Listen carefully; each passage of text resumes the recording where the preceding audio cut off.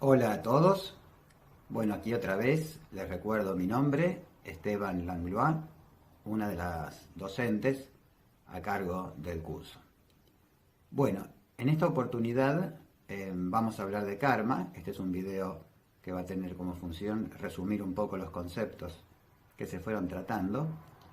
Y lo estoy haciendo aquí, como siempre, desde el escritorio de mi casa, con este fondo de libros, que parecen muchos, pero que obviamente son mucho más fáciles de comprar o conseguir que de leer, naturalmente, ¿no? Así que bueno, tener muchos libros no es gran mérito.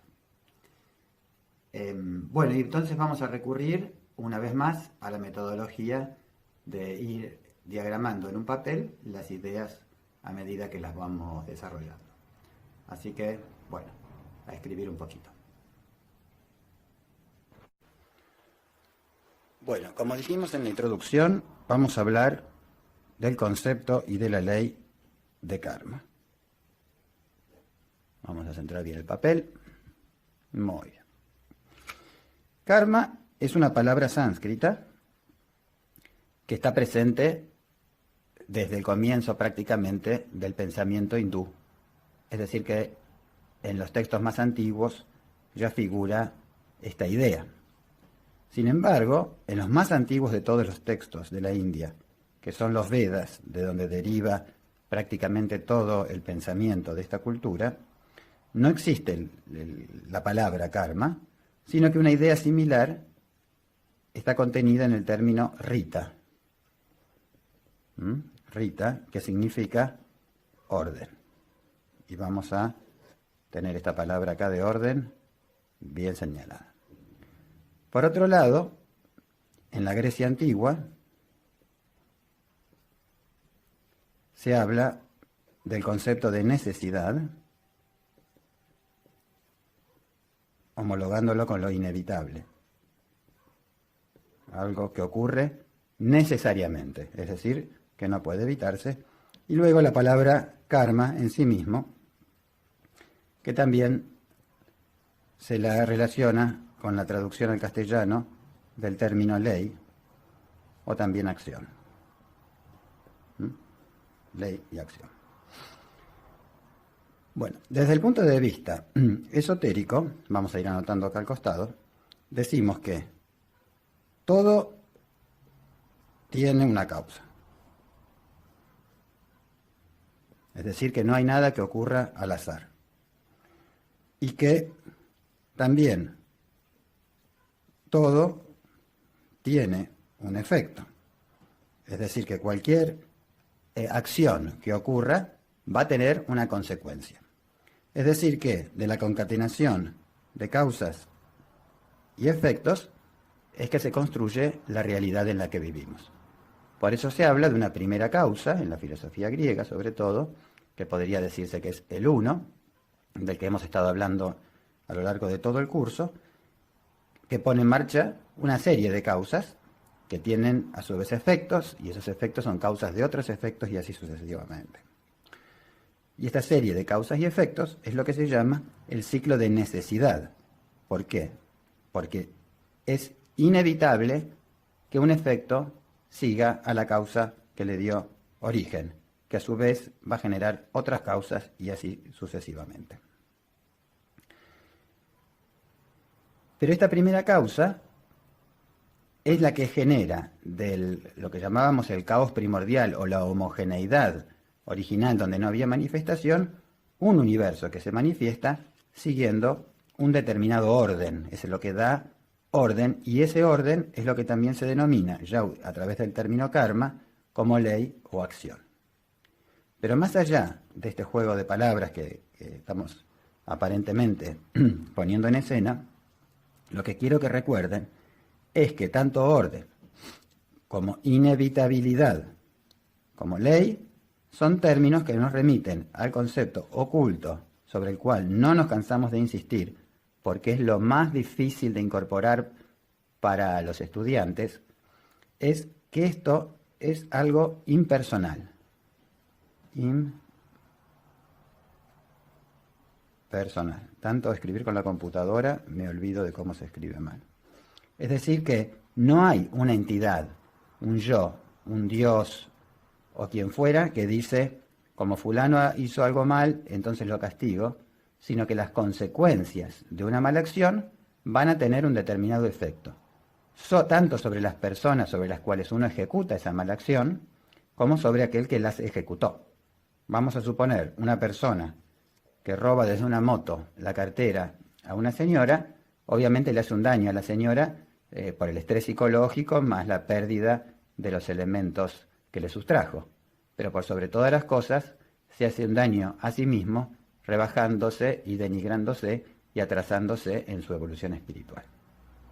Es decir, que cada uno de los actos que llevamos a cabo, entendiendo como acto todo, no solo con el cuerpo físico, sino también los actos mentales, ¿no?, o emocionales que nosotros llevamos adelante, los malos pensamientos o los buenos pensamientos, van a generar efectos que van a transformar a nuestro entorno, pero sobre todo a nosotros mismos. Y de nada vale pedir a Dios o a un santo o a quien sea el perdón por algo que hayamos hecho mal, sino que lo que tenemos que hacer es una reparación de esos actos sobre la misma persona sobre la que lo hemos sufrido, si eso es posible, o si no, con actos en el sentido opuesto, como para poder enaltecer a nosotros mismos y elevarnos del lugar bajo en el que nos hemos puesto por esas malas acciones. Por otro lado, las buenas acciones tienen buenos efectos, es decir, que podemos decir una suerte de recompensa.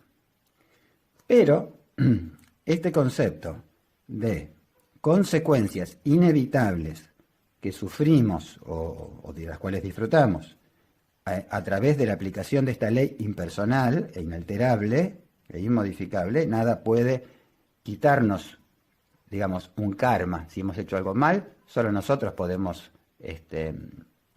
recuperarnos de eso a través de acciones, como dije recién, que lo compensen, pero no hay un perdón al que podamos acceder. Esto podría llevarnos a un pensamiento conformista y decir, bueno, hemos recibido todo lo que nos merecemos y no podemos hacer nada para modificar nuestro destino, por lo tanto no vale la pena esforzarnos en progresar porque, bueno, lo que nos tenga que tocar, nos tocará. Y eso no es así. Las acciones tienen sus efectos, muchos en esta propia vida. Es decir que hay efectos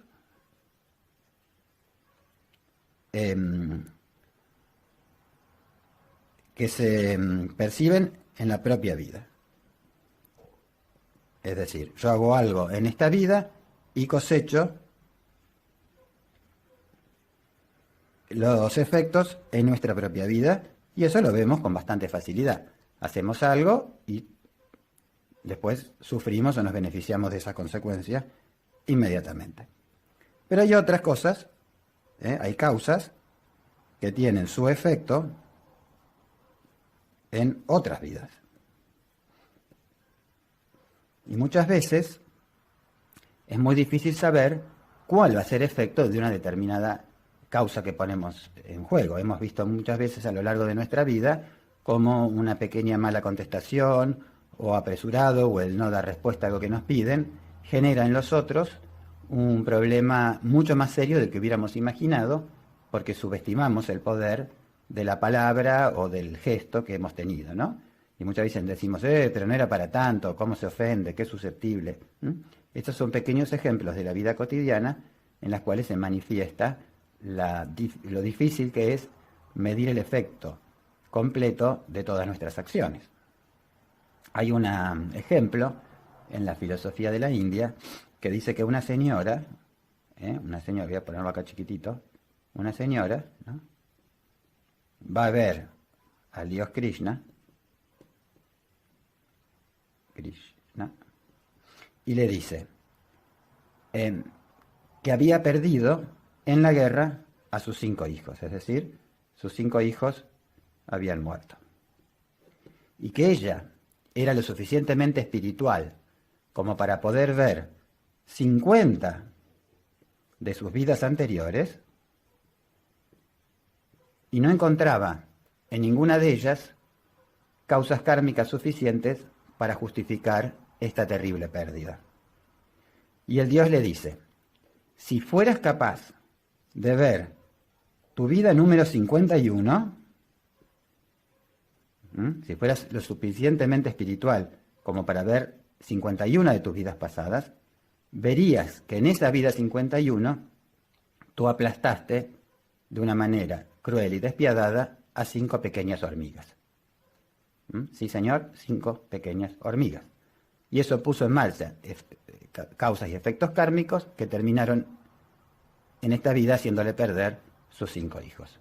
Obviamente que, como toda historia, es alegórica y podríamos decir en síntesis que a pequeñas causas, y ustedes podrán completar, grandes efectos. Grandes efectos.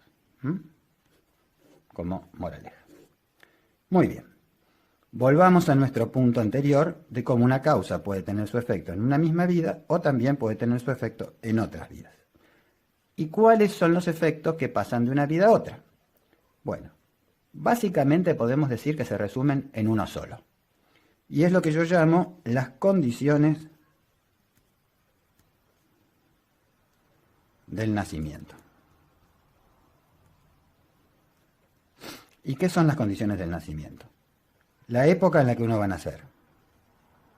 La época, ¿no? Siempre es del nacimiento. Nosotros no podemos hacer nada para elegir cuándo vamos a nacer, sino que venimos acá en un momento por una causa kármica. Luego vamos a ir viendo, cuando veamos la vida post-mortem en la unidad próxima, cómo es que se transmiten, ¿no? Pero por ahora quedamos con esto. La familia en la que nacemos, tampoco la podemos elegir, ni tampoco elegimos nosotros a nuestros hijos, ni a nuestros padres, ¿no? El lugar en que nacemos, por ejemplo, acá en Sudamérica, en Argentina, o en el país que cada uno de ustedes haya nacido, y verán que un poco de estos 3 elementos va a surgir la educación, el medio social. Todas estas son consecuencias de lo anterior. Dónde, cuándo y en qué familia se nace van a determinar que nos educamos de cierta forma, que nos contactemos con cierto grupo de gente, que tengamos un cuerpo físico determinado, con tendencia a ciertas enfermedades, con ciertas características de belleza o fealdad, con cierta propensión o facilidad para deportes o para lo que fuera, que son todas condiciones naturalmente que vienen de la genética familiar, ¿sí? Y de la educación, ¿no? En la cual nosotros nos veamos.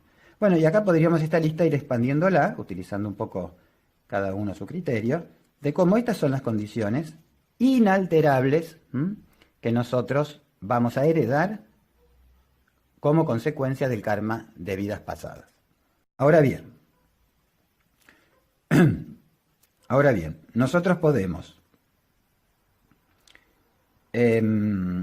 a partir de esto, tener diferentes vías de acción. Y acá viene lo que se llama nuestro libre albedrío. Nuestro libre albedrío siempre relativo. Es decir, que con estas cartas, entre comillas, que la vida nos da, nosotros podemos jugar o hacerla jugar de diferente manera. Podemos aprovechar lo bueno y contrarrestar lo malo, tomando decisiones que no van a ser absolutamente libres porque todas las decisiones van a tener un cierto nivel de condicionamiento. Es decir, nosotros de alguna manera somos prisioneros de la época en que nos tocó y hay ciertas ideas que nosotros estamos teniendo, valores que nosotros tenemos que tienen que ver con la época y también con la familia en la que fuimos educados. Es decir, que esos condicionamientos que de alguna manera son kármicos van a hacer que nuestra capacidad de actuar sea limitada. Sin embargo, tenemos un margen de acción. Con el bagaje kármico nosotros podemos aprovecharlo y mejorarlo para desarrollarnos emocional, intelectual y sobre todo espiritualmente, o no, desaprovechar eso y dedicarnos a una vida de autocomplacencia y tratar de obtener, como hace la mayoría, como hacemos en definitiva, el mayor beneficio posible según un punto de vista claramente egoísta. Bueno, entonces, recapitulando, tenemos que karma es una ley universal, que es la ley que genera la puesta en marcha del universo. Es una ley de ajuste, en el sentido de que a cada causa le corresponde un efecto.